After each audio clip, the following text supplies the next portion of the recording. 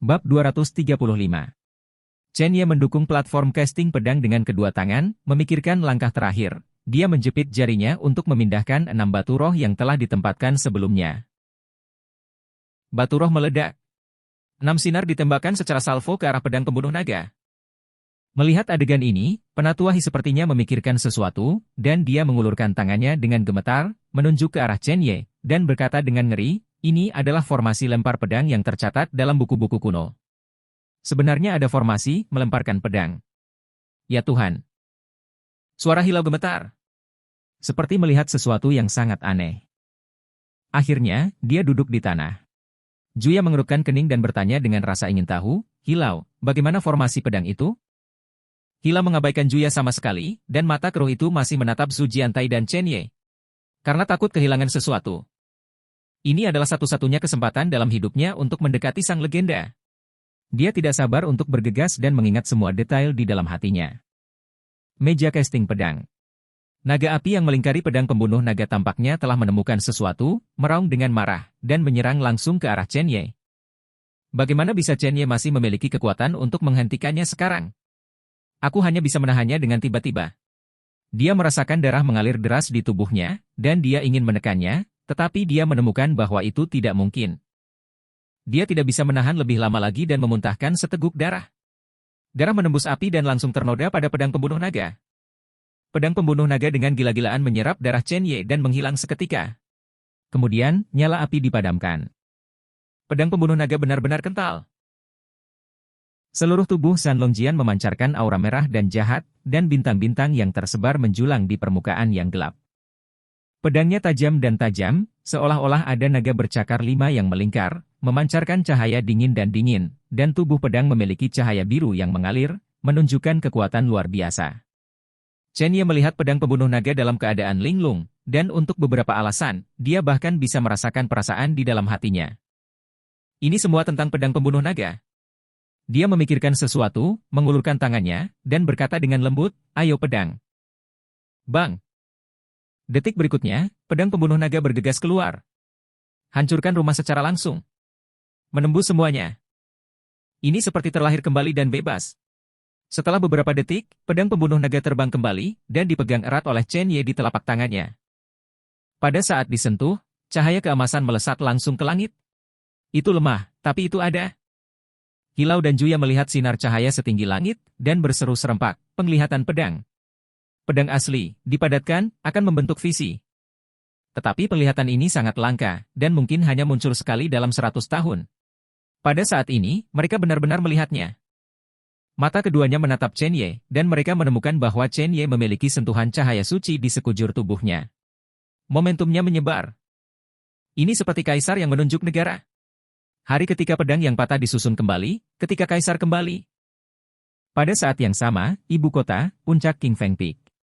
Keempat lelaki tua itu memahami energi spiritual surga dan bumi. Salah satu dari 4 ini, bersin dapat menyebabkan gempa besar Cina. Salah satunya adalah ayah Jiang Jianfeng, Jiang Xiaohu. Pemimpin keluarga Jiang, keluarga seni bela diri terbaik di Tiongkok. Tidak berlebihan untuk menutupi langit dengan satu tangan. Ada rumor di dunia seni bela diri Tiongkok. Kata-kata Jiang Xiaohu dapat membunuh ribuan orang. Betapa menakutkan. Lao Jiang, dalam beberapa tahun terakhir, di dunia seni bela diri Tiongkok, bakat luar biasa dari keluargamu tidak pernah muncul lagi. Bahkan Jiang Jianfeng keluargamu tidak dapat dibandingkan dengan yang itu. Seorang lelaki tua dengan wajah berani dan wajah kekanak-kanakan berkata kepada Jiang Xiaohu. Jiang Xiaohu tidak berbicara. Orang tua lain yang mengenakan jubah tahu juga berkata, Lao Jiang, mengapa kamu merasa sedikit tidak bahagia? Mungkinkah kamu memiliki masalah baru-baru ini? Apakah kamu mengalami hambatan dalam kultivasimu? Orang tua ketiga melirik Jiang Xiaohu dan menyela, saya melihat ekspresi Lao Jiang 5 tahun yang lalu.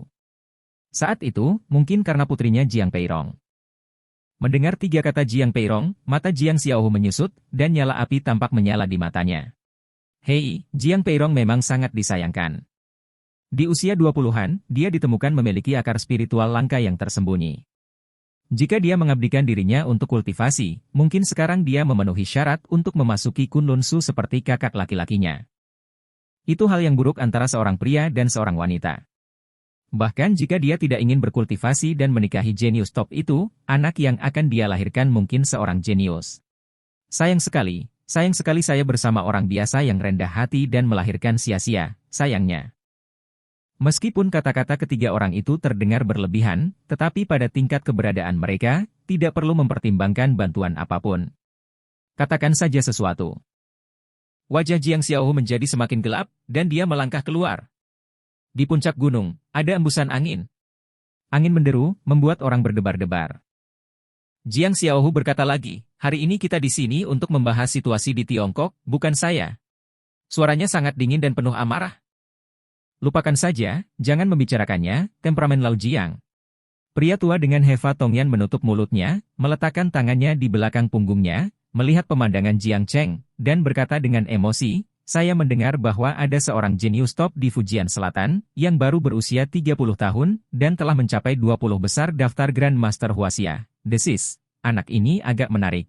Saya sudah mengirim seseorang untuk menghubungi saya tidak tahu apakah saya ingin datang ke keluarga saya. Tiba-tiba, dia memikirkan sesuatu, memandang lelaki tua berjubah tau itu, dan bertanya, Yan tua, jika Anda memikirkannya, di wilayah Tiongkok mana orang pertama di Tiongkok akan dilahirkan? Mendengar kalimat ini, semua orang, bahkan Jiang Xiaohu, menoleh untuk melihat pria tua berjubah tau. Semua orang tahu bahwa lelaki tua berjubah tau itu sangat mahir dalam fisiognomi Feng Shui. Pria tua berjubah tau itu ragu-ragu selama beberapa detik, lalu berdiri dan mengangguk, karena semua orang ingin tahu, maka saya akan menghabiskan ki sejati dan darah untuk mengetahuinya. Orang tua berjubah tau mengambil langkah, dan kompas muncul di tangannya, dan aliran udara ungu berlama-lama di telapak tangannya. Dia baru saja akan menyuntikkan aliran udara ungu ke kompas ketika tiba-tiba, perubahan tiba-tiba muncul. Seberkas cahaya melesat lurus ke langit di tenggara Tiongkok.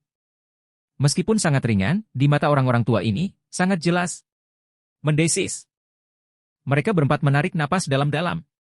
Mata penuh horor dan kejutan. Penglihatan ini. Pedang ilahi keluar. Bagaimana mungkin?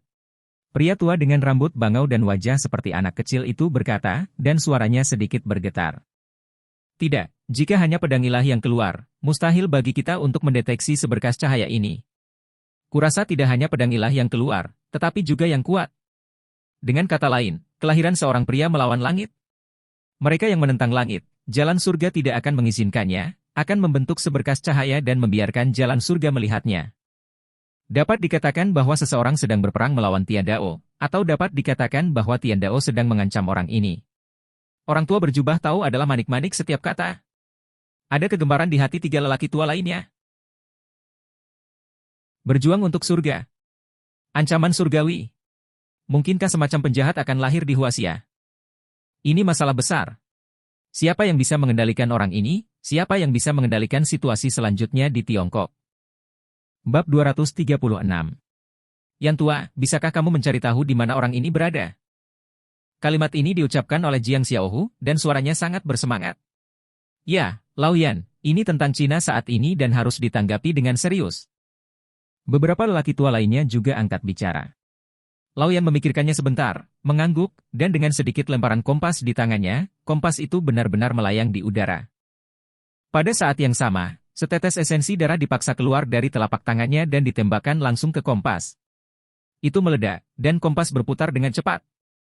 Pria tua berjubah tahu dengan cepat menjepit jarinya, dan terus bergumam di mulutnya, mereka yang tercerahkan, malapetaka dan rintangan tidak akan berhasil, dan orang-orang kudus akan melindungi pintu. Tuhan naik ke alam dan memuja yang tinggi kehormatan. Jika Anda telah mencapai prestasi, Anda akan berterima kasih kepada Kaisar. Wawasan dalam segala hal, tunjukkan labirin.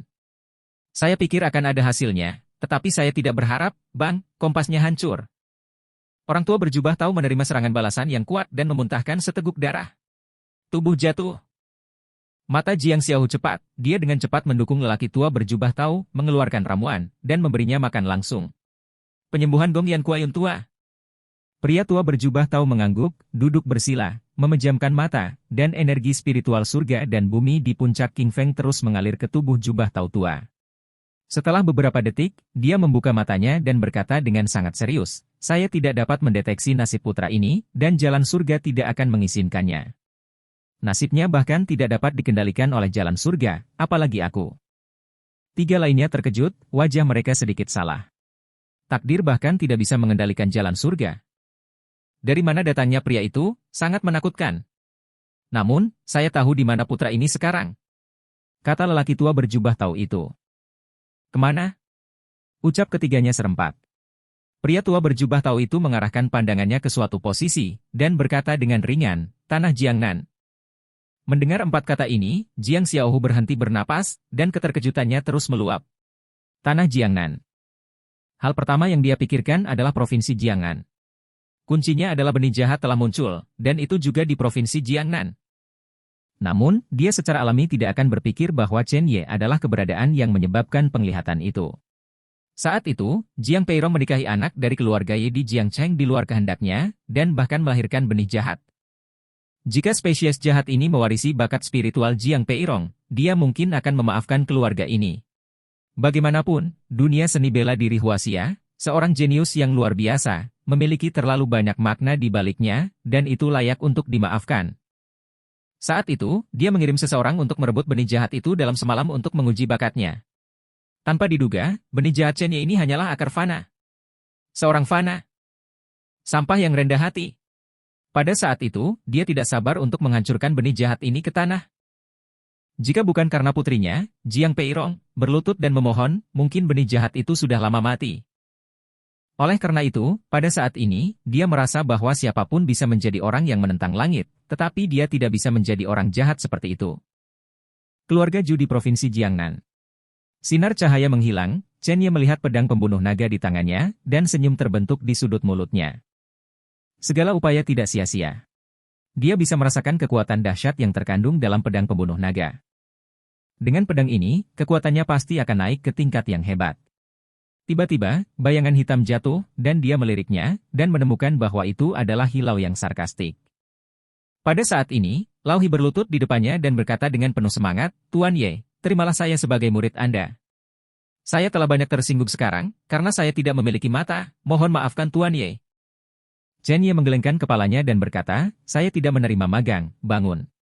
Hilau tidak berencana untuk bangun sama sekali, tetapi dia tahu apa maksud pemuda di depannya ini. Jika Anda dapat belajar sedikit dari satu sama lain, dia mati tanpa penyesalan. Chen Ye mengabaikan Hilau dan berjalan keluar selangkah demi selangkah. Dia sedikit lemah saat ini, dan hanya ingin mencari tempat untuk beristirahat. Juya secara alami merasakan kelelahan Chen Ye, melangkah maju dengan cepat, menurunkan tubuhnya, dan mengebor langsung ke ketiak Chen Ye. Kemudian dia langsung mendukung Chen Ye dengan bahunya yang indah. Keduanya begitu dekat, Chen Ye bisa mencium aroma tubuh yang samar di tubuh Juya, dan bahkan selama dia menundukkan kepalanya, dia masih bisa melihat penuh garis kait. Sangat menawan. Hanya saja sekarang Chen Ye sedang tidak mood untuk memperhatikan semua ini. Juya membantu Chen Ye keluar dari ruang casting pedang, dan bahkan datang ke kamar kerjanya. Sebuah ubin diketuk, pintu ditutup, dan semuanya dilanjutkan. Juya melihat sekeliling dan dengan cepat membantu Chen Ye ke tempat tidurnya. Mungkin karena inersia, ketika Chen Ye jatuh di tempat tidur, dia kehilangan fokus dan jatuh ke tubuh Chen Ye. Gambarnya sangat ambigu. Wajah cantik Juya memerah. Sebagai putri surga, dia adalah salah satu dari 3 wanita cantik di Provinsi Jiangnan. Tidak ada puluhan ribu, tetapi juga ribuan orang yang mengejarnya. Tapi dia belum pernah sedekat ini dengan seorang pria. Pada saat ini, dia bisa merasakan dadanya menekan Chen Ye, jantungnya berdetak kencang. Sesak napas.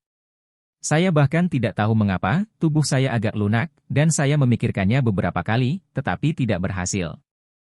Untungnya, dia menemukan bahwa mata Chen Ye tertutup rapat, dan dia sepertinya tertidur. Dia mengambil napas dalam-dalam dan meletakkan tangannya di tempat tidur sebelum akhirnya bangun.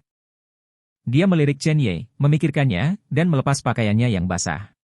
Segera, sosok penuh garis terekspos di depan matanya. Chen Ye hanya memiliki satu celana dalam yang tersisa. Pada saat ini, suasananya sedikit canggung. Dia mengulurkan tangannya dan ingin melepaskannya.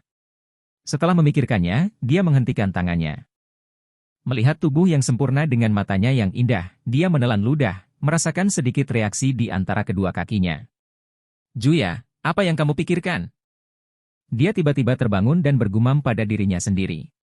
Dia menepuk pipinya dengan kedua tangan, lalu menarik selimut dan menutupi Chen Ye dengan lembut. Chen Ye. Dia memanggil dengan ragu-ragu, tetapi tidak ada jawaban. Setelah itu, dia melirik sekeliling, bibir merahnya jatuh di bibir Chen Ye seperti capung, dan setelah melakukan ini, dia bergegas keluar. Benar-benar hati nurani yang bersalah. 3 jam kemudian, Chen Ye baru saja membuka matanya, dia bangun dengan tiba-tiba, dan ketika dia menemukan bahwa naga Sanjian masih di sampingnya, dia tidak bisa menahan diri untuk menarik napas dalam-dalam. Tiba-tiba, matanya menyusut, karena dia juga menemukan bahwa dia tidak memiliki pakaian di tubuhnya. Kuncinya masih di tempat tidur Juya. Dia mengangkat selimut dan melirik ke bawahnya, celana dalamnya masih ada di sana. Gadis ini seharusnya tidak melakukan apapun pada dirinya sendiri. Chen Ye bangkit, dan ada satu set pakaian kasual baru di meja samping tempat tidur. Juya seharusnya menyiapkannya untuknya. Dia memakainya dan itu sangat cocok untuknya. Segera, pintu didorong terbuka, dan Juya juga berganti pakaian dan masuk. Tuan Ye, apakah Anda bangun begitu cepat? Chen Ye mengangguk, memikirkan sesuatu, dan bertanya dengan rasa ingin tahu, kamu melepas pakaianku? Mendengar ini, Juya Qiao tersipu dan berkata dengan gugup, jangan salah paham, Tuan Ye, karena semua pakaian Anda basah kuyup saat itu. Jika Anda tidur seperti ini, Anda akan memiliki masalah dengan tubuh Anda, jadi saya mengambil saran saya. Menanggalkan pakaian. Semakin dia berbicara, semakin merah wajahnya. Dia menemukan bahwa di depan Chen Ye, dia tidak bisa menjaga masa lalunya yang ringan sama sekali.